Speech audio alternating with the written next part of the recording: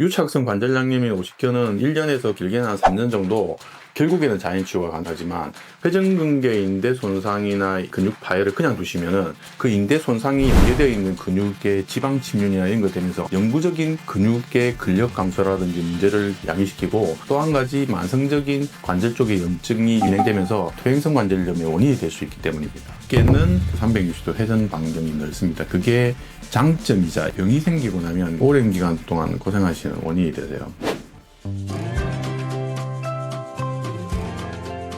네, 안녕하십니까. 오늘이 마취통증의학과 의원의 김영환 원장입니다.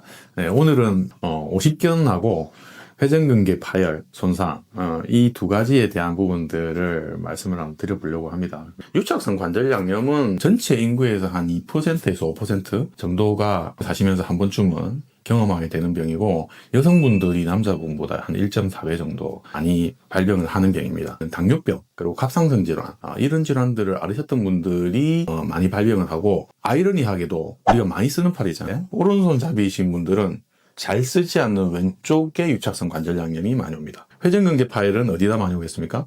내가 많이 쓰는 쪽에 쏘겠죠. 저희 병원에 유착성 관절양염으로 오시는 분들 중에 좀 특징적인 것들 중에 한 개가, 병원에 한 며칠 입원하고 나오셨는데 퇴원할 때 유착성 관절양염 증상이 갑자기 생기세요. 왜요? 입원하실 동안 팔을 가만히 고정해 안 움직이는 상태가 지속되시는 분들이 유착성 관절양염이 갑자기 발병하는 경우가 많습니다. 우선 1차적으로는 통증의 특징이 좀 있습니다. 유착성 관절양염은 관절의 어느 특정 부위가 아픈 게 아니고 내가 어느 포인트를 지정할 수는 없지만 전체가 이렇게 아프다, 이런 느낌을 가져요.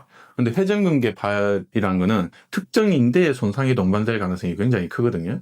그렇기 때문에 특정 부위가 예리하게 아프다는 통증의 양상을 느낍니다. 특정 방향으로 누웠을 때나 이럴 때 통증을 많이 느끼는 거는 회전근개 인대 손상의 가능성이 큽니다. 유착성 관절양염인 경우에는 전체적으로 운동 범위의 제한점이 광범위하게 늘어나는 게 유착성 관절양염인데, 회전근개 인대 손상의 경우에는 특정 부위가 왜냐면 외회전을 시킬 때 60도에서 120도 정도의 운동 범위에서 특징적으로 통증이 나타납니다.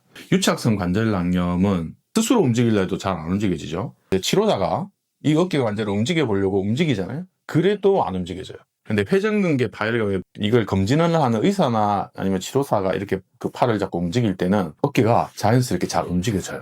통증이 있어서 팔을 못 들지언정 팔의 악력이라든지 팔을 쓰는 힘의 문제에 있어가지고는 저하나 여러 가지 문제가 안 생깁니다. 하지만 회전근개 파열의 환자들은 전체적인 부분에서 근력의 소실과 근력 약화를 경험하시게 됩니다. 유착성 관절염 초기에 굉장한 통증을 느끼게 됩니다. 6개월에서 한 12개월 정도, 이때쯤 되면은 통증이 줄어들기 시작해요. 대신에 운동 범위가 줄어드는 양상이 조금 더 진행되시는 거죠. 그러다 보니까 너무 아팠는데 조금 줄어드니까 이 병원에 오시는 시기를 놓치게 됩니다. 초기 치료가 부족하셨던 분들의 경우에 영구적인 부분에서 어깨를 쓰시는데 문제는 없을지 모르겠지만, 이전에 50견을 경험하기 전 단계의 어깨 회전 범위만큼을 회복하지 못하시는 경우가 굉장히 많기 때문에, 혹시 내가 50견이라고 의심이 되신다고 하더라도 꼭 전문의 진료를 받으셔가지고 나중에 후유증이 남지 않게 관리하시는 게 많이 필요할 것이라고 생각이 듭니다.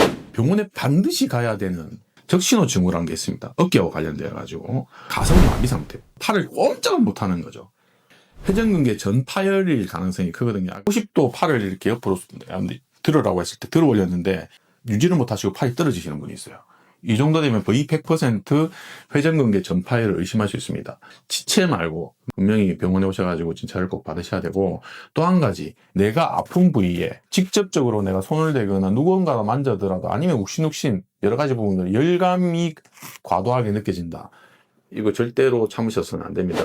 실제로는 많은 환자분들이 실제 이 두 가지가 결합된 형태로 병원에 내원한다는 게 치료를 하는 입장에서도 그렇고 환자분들 입장에서도 굉장히 어려운 부분입니다. 왜 그러냐면 유착성 관절양염의 경우에는 어느 정도의 통증과 불편감이 있다고 하시더라도 실제 관절 움직임 문제에서 스트레칭이나 이런 운동적인 부분들을 병행하셔야 되거든요.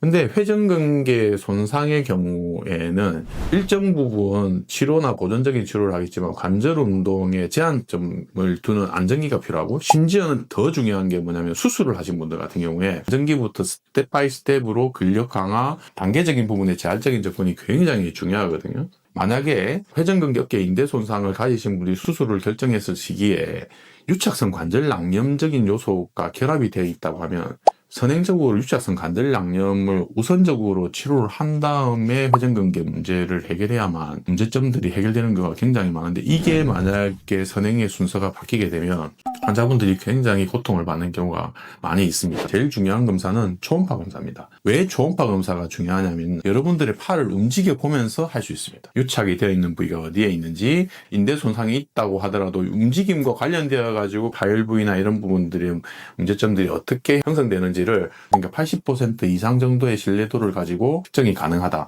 제발 혼자서 오십견 또는 회전근개 파열 진단명을 생각하셔가지고, 아니면 오십견이면 대부분 땡기고 하시는 운동들 하시고 여러 가지들을 하실 건데, 그러다가 회전근개 파열하고 결합되어 있는 부분이 더 악화될 수 있는 부분들도 있고, 병을 두시지 마시고 가까운 병원에 전문적으로 전국역계 초음파를 잘 볼 수 있는 의사분한테 본인의 어깨 상태를 명확하게 판단하셔가지고 치료 계획을 잘 세우시기 바랍니다. 이 여름이라는 계절이 관절이나 이런 부분들에 문제가 잘 안 생기시는 계절이거든요. 이런 계절에 만약에 내 어깨에 조금 문제가 있다 이러면 더 심각한 거니까 참고 계시지 마시고 전문가 치료를 꼭 받는 계기가 되셨으면 좋겠습니다. 항상 체력적으로 안 틀어지게 건강관리 잘 하시고 건강한 여름 나시기를 바라겠습니다. 감사합니다.